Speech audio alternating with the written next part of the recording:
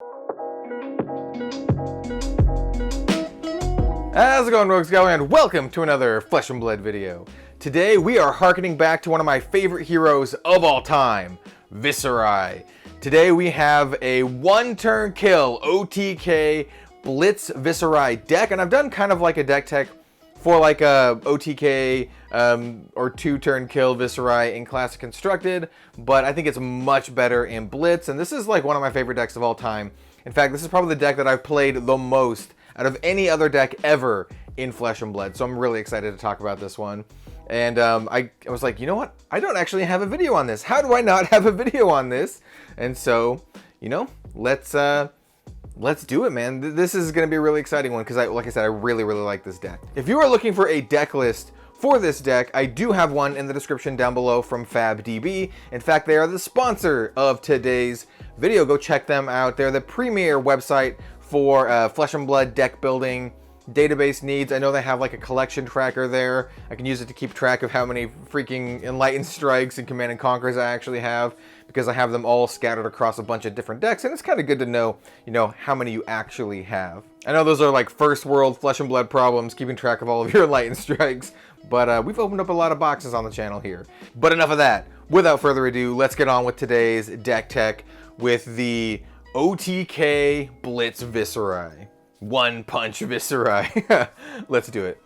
All right, and here we have my OTK Blitz Viserai deck. Like I said, one of my favorite decks of all time, and I can't wait to share my list with you. This is a very interesting list because even after Monarch, I didn't find anything worth adding to this deck, like from Monarch. So this is all cards, mostly from Arcane Rising, a little bit from Welcome to Wraith, and a little bit from Crucible of War, mostly from Arcane Rising, which is very interesting. And you know, like I said, it features one of my favorite heroes of all time, if not my absolute favorite hero, Viserai. But before we get started, I do want to mention, if you're new to the channel, please consider subscribing, liking, all that kind of stuff. We are currently, and I know this is going to date the video, we are currently celebrating our 7,000 subscriber milestone and going full-time on Red Zone Rogue. So, you know, we do have a giveaway going right now. Check that out on the channel if you'd like to enter the giveaway. We're giving away some legendary stuff, some play mats, and some other stuff. So anyway, let's talk about the deck. So what does Viserai do? If you're a new player to the game, you probably don't know what Viserai does. Viserai is a Rune Blade hero. This is a young version because we're playing Blitz, 20 health, 4 hand size. And it says, when you play a Rune Blade card, if you have played another non-attack action card this turn, create a Rune Chant token. And a Rune Chant token is a token that says, when you play an attack action card or attack with a weapon, destroy Rune Chant and deal 1 arcane damage to target opposing hero. And it's an aura, so it just kind of sits on the battlefield until it pops. And you just stack these up. That's the whole point of the deck. We're just stacking up a crap load of these. We want to get like 15 of them, you know, 20 of them, as much as we can, and then just unleash them all on our opponent's face. So yeah, like I said, I usually play this in Classic Constructed. And I can get it there. Usually it's a 2-turn kill in Classic Constructed and not like a OTK. 2 or 3 turn kill where you build up to about 15-ish rune chants and then pop them off. But in this one, you can do it in 1 turn. My deck's a little bit different than others because I also use Slogism. So this is kind of like a Slogism OTK deck. So yeah, that's what Viserai does. Let's talk about the loadout before we start talking about the rest of the deck, because that is important for Blitz. We'll talk about these Command and Conquers I also have set to the side too. So this is our standard loadout right here, minus the Crown of Dichotomy. This is our standard loadout. We'll talk about the weapon first because it's really not that important. Well, it's kind of important. So we're going to use Reaping Blade. Why do we use Reaping Blade over the other ones? Because the other ones don't have this effect, and that's purely it. We just want it for its passive effect. So what does it do? It says once per turn action for a resource attack. If a hero has more health than any other hero, they can't gain life, and then it has a 3 attack. So that's really it. If a hero has more life than any other hero, they can't gain life. And we are just going to turtle up and stall as much as we can. So our opponent is almost always going to have more life than us, and so they can't gain life. And there's a lot of really good life gain cards played in Blitz, like Sigil of Solace and that kind of stuff. So we can also use this to attack if we want to. If push comes to shove and we don't get any of our attack actions, or they get taken from us for whatever reason, we can always use Reaping Blade to attack to pop our like 20 rune chance if we have to. So yeah, keep that in mind as well. Reaping Blade is fantastic. And then this is our standard equipment loadout. We do also run the Crown of Dichotomy and some other stuff too, and we'll talk about them as we go, but Let's talk about this stuff first. So we're going to start off with the Ark Knight Skullcap. This is a very simple card. It's just a really, really good defensive option. It has 1 defense, but if you have less life than your opponent, and we've already established that we're almost always going to have less life than our opponent, it also gains an additional defense and Arcane Barrier 3, and it has Battle Worn, which means every time you defend with it, it gets a -1 counter. So you can actually defend with this twice and block for a total of 3, which is really, really good. And then also has the Arcane Barrier 2, which is good as well. Well, it has Arcane Barrier 3 as well, which is good in addition to the other stuff. But mostly it's just for blocking. We'll save this one for last because that's the most important one. We also have Mage Master Boots. This is the only one that doesn't block. All the other ones block incredibly well, which makes this a very versatile and resilient build. Well, it's not versatile. It makes it very resilient because it blocks so well. Just even on the equipment level, blocks so well. Except for the Mage Master Boots. But they're still really good. It says, action, destroy Mage Master Boots. The next non-attack action you play this turn gains Go Again. Go Again. So, yeah, the next non-attack action card you play this turn gains Go Again. We can use this for a myriad of cards, mostly our Tome of Viendo, but we can also use it for any of our rune chant generators or anything like that if we really wanted to pop off. So, Mage Master Boots are fantastic. One of my favorite cards in the entire game. I was really happy when I was able to trade for this Cold Pool one. Next up we have our legendary, one of our legendaries, Grasp of the Ark Knight. This is the very first legendary I ever pulled. I really like this card. So Grasp of the Ark Knight is a Rune Blade equipment with a defense of 2. It also has Battle Worn, so it can defend for a total of 3. It can block for 2, and then it can block for an additional 1. And it says, once per turn action for 2 resources, create a Rune Chant token. This ability costs an additional resource to activate for each Rune Chant you control. So you kind of want to just start off. If it's your starting turn, just start off with a Grasp of the Ark Knight, get a Rune Chant token. Other than that, it's just really good at defending.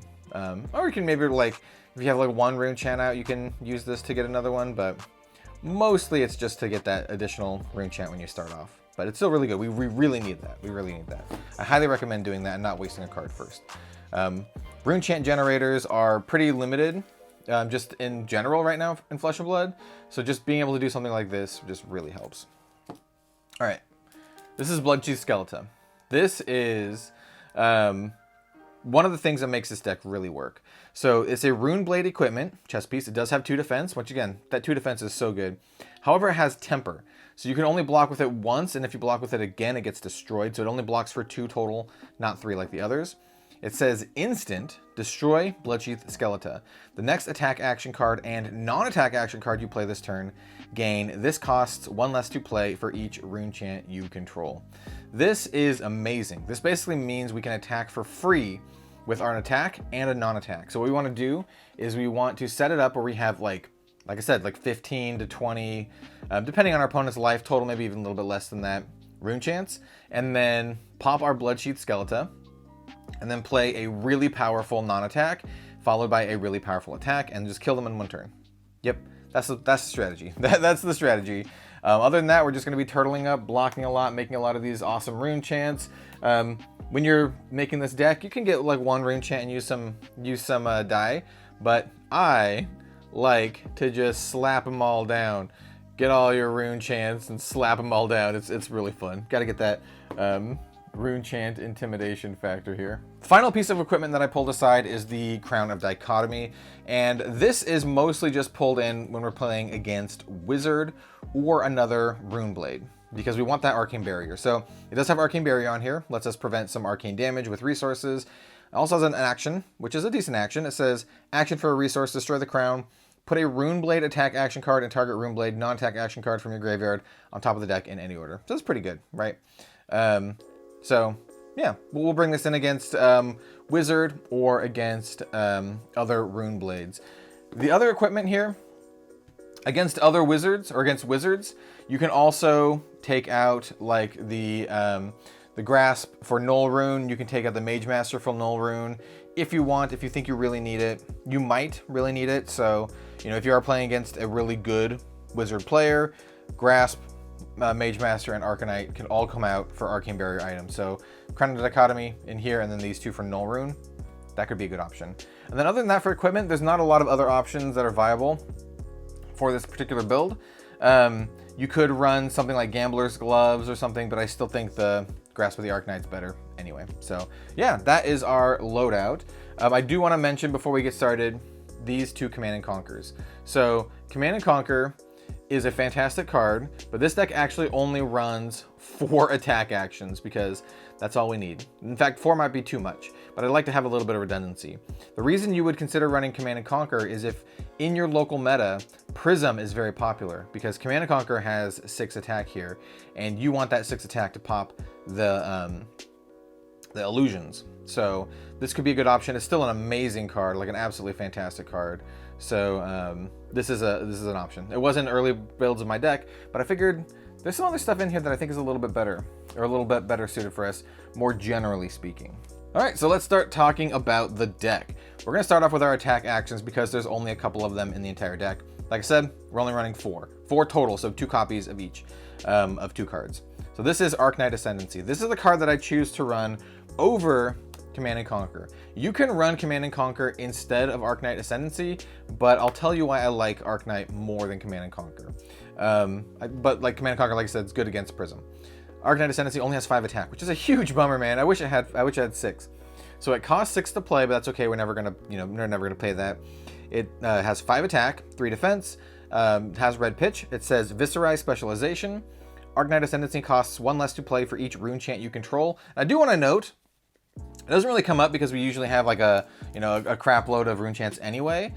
This effect, the Bloodsheath Skeleton effect, and this effect, the cost reduction on here, they stack. So like, if we only had 5 rune chants out, Bloodsheath Skeleton and Ark Knight Ascendancy together would make it cost minus, or it would have the cost reduced by 10, basically.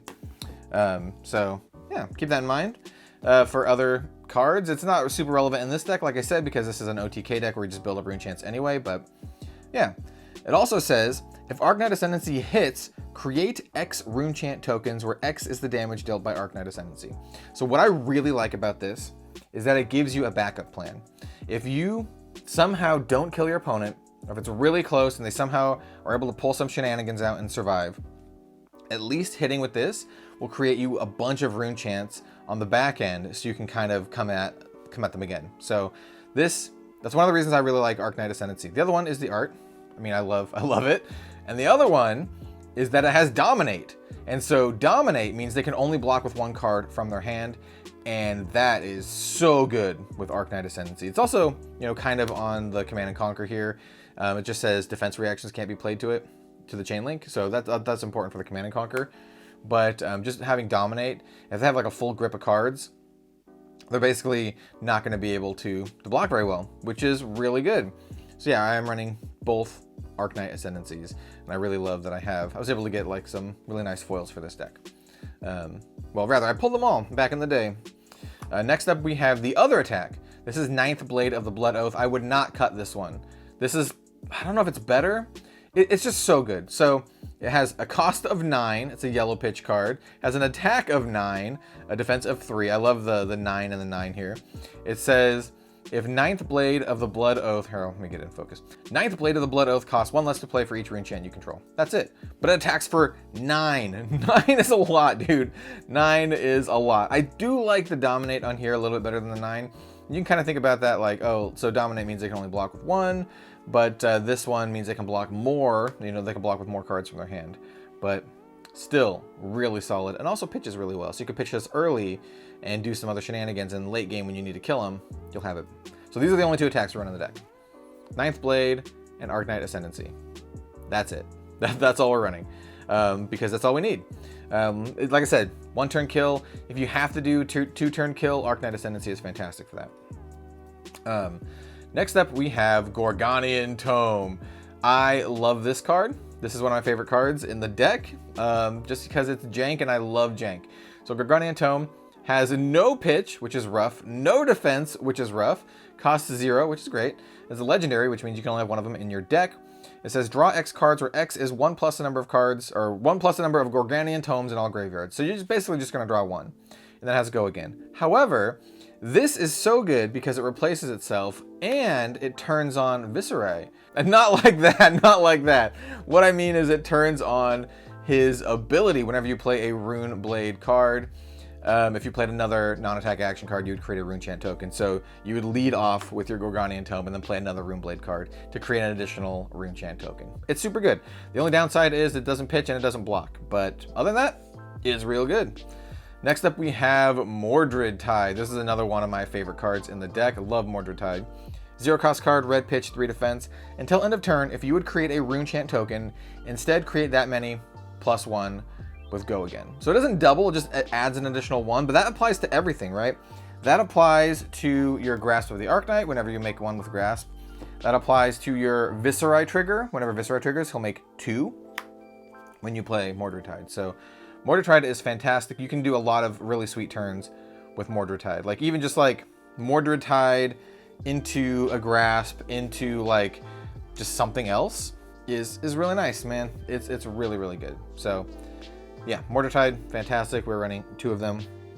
Next up, we have Read the Runes. This is our bread and butter card, right? This is the card that will make us the most rune chants. 0 cost card, create 3 rune chant tokens. That's it. Only has a defensive 2, which is kind of a bummer.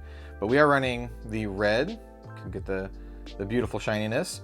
We are running the yellow, can get the beautiful shininess. The yellow does only 2 rune chants.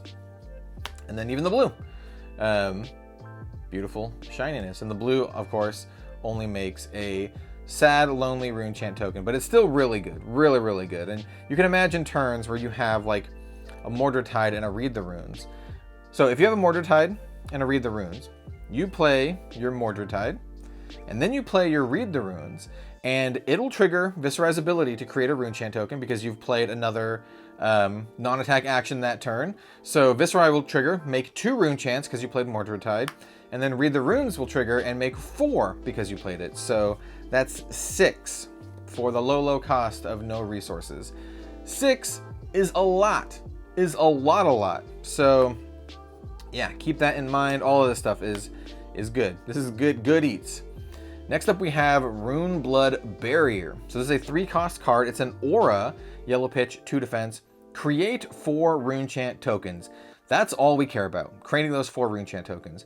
It does say if your hero would be dealt damage, instead destroy that many rune chants you control and prevent 1 damage that source would deal for each rune chant destroyed this way. At the beginning of your action phase, destroy Rune Blood Barrier. So it kind of sticks around for 1 turn. Basically, you don't want your rune chants to be destroyed, so you will defend heavily after you play this. You do not want your rune chants to be destroyed. It's kind of a risk reward card, but it's still really, really good, and it creates 4 rune chants. Next up, we have Become the Ark Knight. So this card's also very sweet. It's a 0 cost card, Viserai specialization, 3 defense, and it has that blue pitch value. It says, choose 1. Discard a non-attack action card, search your deck for a Runeblade attack action card, reveal it and put it in your hand, then shuffle your deck. Go again. Or discard an attack action card, search your deck for a Runeblade non-attack action card, reveal it, put it in your hand, shuffle, go again. So basically, this will get you the opposite of what you're looking for. Most of the times, this is going to be the best way to go search up our kill condition, you know? Search up our Grasp of the Ark Knight, or search up our 9th Blade, depending on what we have going on. Yeah, it only searches up Runeblade cards. You can discard any type of card, so any non-attack or any attack, but it only goes and searches up Runeblade cards. So that's another reason why not to include Command and Conquer. You cannot go search up Command and Conquer with Become the Ark Knight. So it's just a good reason. It also gives us redundancy for these, by the way. So we only have 4 on the deck, but we also kind of have 6. So yeah. Or if it's really early game and you don't want your freaking Grasp, you can, you know, discard it and to go get something else. Go get like a Read the Runes or a Mordred Tide or something like that. So yeah, love this card, love the art. Look at that, that's amazing. So yeah, we're running 2 Become the Ark Knights. Next up, we have Tome of Viendo. Really cool card. So this is a 1 cost yellow pitch card, 2 defense, and it just says draw 2 cards. If Tome of Viendo is played from Arsenal, gain 1 life for each card in your hand. And so this is what we want to use our Mage Master Boots on. We want to have our Tome of Viendo in our arsenal and then play it after we've activated our Mage Master Boots, giving it go again. So we'll have a bunch of cards in our hand.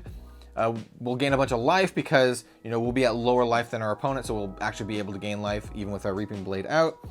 And we can have a huge turn, possibly a game-winning turn. And so I really like Tome of Viendo in this deck. It also pitches for yellow, which is not too bad either. Just a single Tome of Viendo can activate our Grasp if we have no rune chance, that kind of stuff. So yeah, really, really good card. And this was kind of a newer addition into the deck. I like it a lot. All right, next up we have our other finisher, Slogism. Slogism is a 3-cost card, 2 defense, and it just says, the next attack action card with cost 2 or greater you play this turn gains +6. Go again. All right. So come on a journey with me. Come on a ride with me real quick. So let's say we're gonna do our Ark Knight Ascendancy turn. We have our Slogism in hand, and we have a crap load of rune chance. Let's say we have 15 rune chance, right? And on our opponent's turn, we blocked with the rest of our hand. So on our turn, we would pop our Bloodsheath Skeleton, having these cards both be reduced by 15, because we have 15 rune chance. We would play our Slogism for free, giving our next attack +6, cost 2 or greater. And even though it's getting cost reduced, its original cost is 2 or greater, so that does still work. And then we play our Ark Knight Ascendancy for 11 with Dominate, and also 15 Runechant tokens. So yeah, that's a big game. And if they survive that, Ark Knight Ascendancy is still coming in for 11 and creates a bunch of Runechant tokens off the back end. Also, by the way, Viserai would have triggered at one point here. Viserai would have triggered and made a Runechant token when you played the Ark Knight Ascendancy, but that Runechant token would not be popped off. It would just be kind of like floating off to the side because the attack had already gone through. So anyway, yeah, this is a big game. Or you can just casually, I mean, if you want to go for the bigger numbers, if you like the numbers, you can do a 9th Blade of the Blood Oath into a Slogism for 15 plus your 15 Runechant tokens. That's attacking for 30. For 30. You have 20 starting life total. So yeah, that's really good as well. So just keep all of this in mind. You want more rune chance. You want as many as you can get, but just know, like, it can be quite good, So yeah, we are running Slogism. We are running 2 Slogism. It's kind of like our other piece of our combo kill. I'm also running blue Slogism just because it gives a +4, but it also pitches for blue. So yeah, it's just good at generating resources, and in a pinch we could use this one instead of the red one. So we are running 2 of these ones. Next up we have Enchanting Melody. We have a bunch of our defensive stuff now. Basically the rest of the deck, more or less, is defensive stuff. So this is a 2-cost aura. This is a red pitch card, blocks for 2, which is pretty bad, but it says if you would be dealt damage, instead destroy Enchanting Melody and prevent 4 of that damage.